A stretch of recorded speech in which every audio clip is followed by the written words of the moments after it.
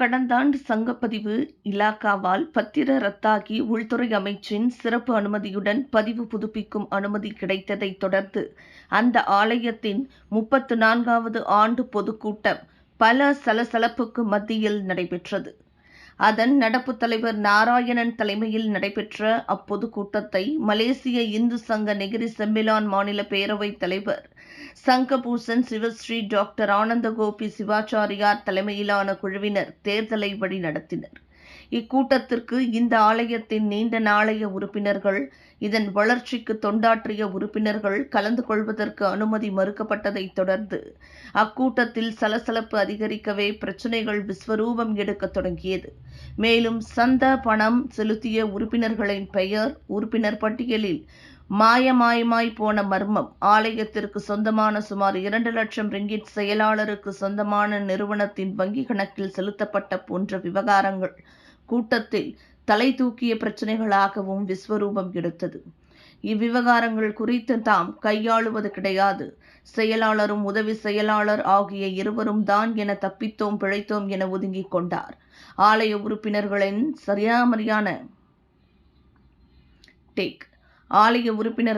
சரமாரியான கேள்விகளுக்கு செயலாளர் டத்தோ ஆறுமுகத்தின் பதில்களில் உறுப்பினர்கள் அதிருப்தி கொண்டனர். இதனிடையே கூட்டத்தை வழிநடத்திய இந்து சங்க தரப்பினர் நடப்பு ஆலய நிர்வாகத்திற்கு ஆதரவாக ஒரு தலைபட்சமாக நடந்து கொண்டதில் அதிருப்தி அடைந்த ஆலய உறுப்பினர்கள் ஒரு தரப்பு இந்த கூட்டம் நியாயமாக நடக்க வேண்டும், வெளியேற்றப்பட்ட உறுப்பினர்கள் கூட்டத்தில் கலந்து கொள்ள அனுமதி வழங்க வேண்டும் எனும் கோரிக்கையை முன்வைத்தனர்.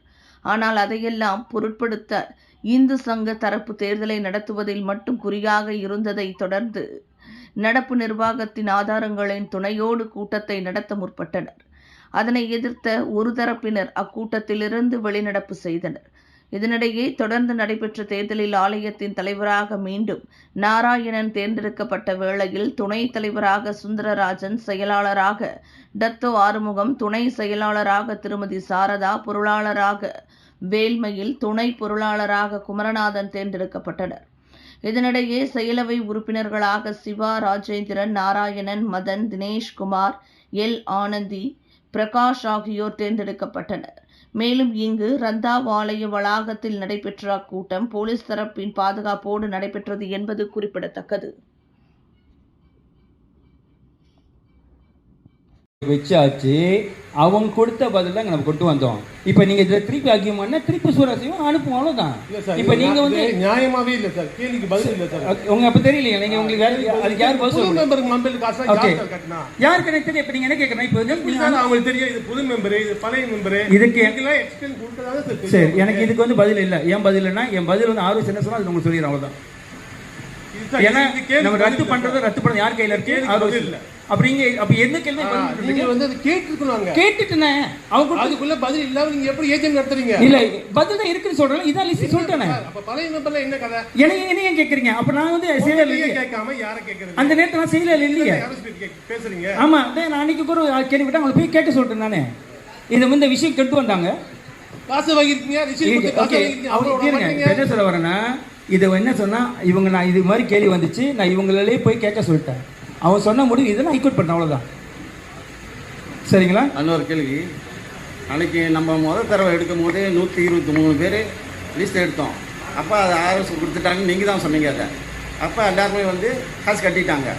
அப்புறமேலே 15ஆம் தேதி மீட்டிங்கை வந்து தள்ளி 22 கொண்டு போகும்போது இவங்கெல்லாம் சில பேர் இல்லை அப்படின்னு சொல்லி 305 திருப்பி செய்கிறதுன்னு சொல்லி நீங்கள் இது பண்ணிட்டீங்க. அப்போ அந்த ரிசீட் உள்ளவங்க தான் எல்லாம் வெளியே நிற்கிறாங்க, விட மாட்டேன்றீங்க. திருப்பி ஒரு லிஸ்ட் எடுத்து வந்து 200 பேருக்கு மேலே வந்து அதில் உங்கள் பேர்லாம் இல்லை. சரி, நீங்கள் ஆர்எஸ் பண்ணீங்க தானே? ஆர்எஸ்ல சரியான பதில் கொடுக்கவே மாட்டோம். சரி, ஓகே. இப்போ நீங்கள் பாருங்க, சரியான பதில் இல்லை. சரி, நன்றி.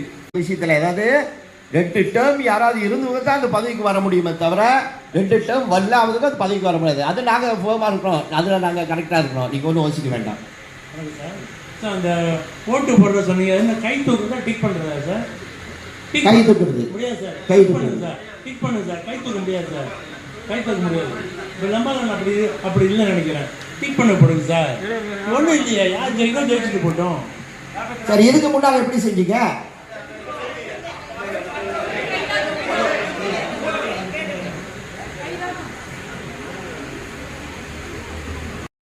1981 ஆர்எஸ் ரிஜிஸ்டர் பண்ணாங்க. சுந்தரராஜ் வாத்தியார்னு ஒரு 10 பேர் ரிஜிஸ்டர் பண்ணாரு. அந்த பிள்ளம்பாங்கன் ரொம்ப வைடாக இருக்குது, அதாவது ரொம்ப தெளித்தியாக இல்லாதனால 2015 திருப்பி செஞ்சாங்க இந்த பிள்ளம்பாங்கான. இந்த பிள்ளம்பாங்கில் என்ன போட்டிருக்குன்னா மோகன் அலி யங் சூடா பாயார். சரிங்க சார், நீங்கள் வேணா அந்த பிள்ளம்பாங்க பாருங்க நான் பாருங்க. Pemohon akan dikira sebagai ahli selepas membuat bayaran. அதுக்கு என்ன சார் அர்த்தம்? அலி காசு கட்டிட்டான், ரெசிப்ட் வச்சிருக்கானா, ஆட்டோமேட்டிக் அவன் வந்து ஆட்டோமேட்டிக்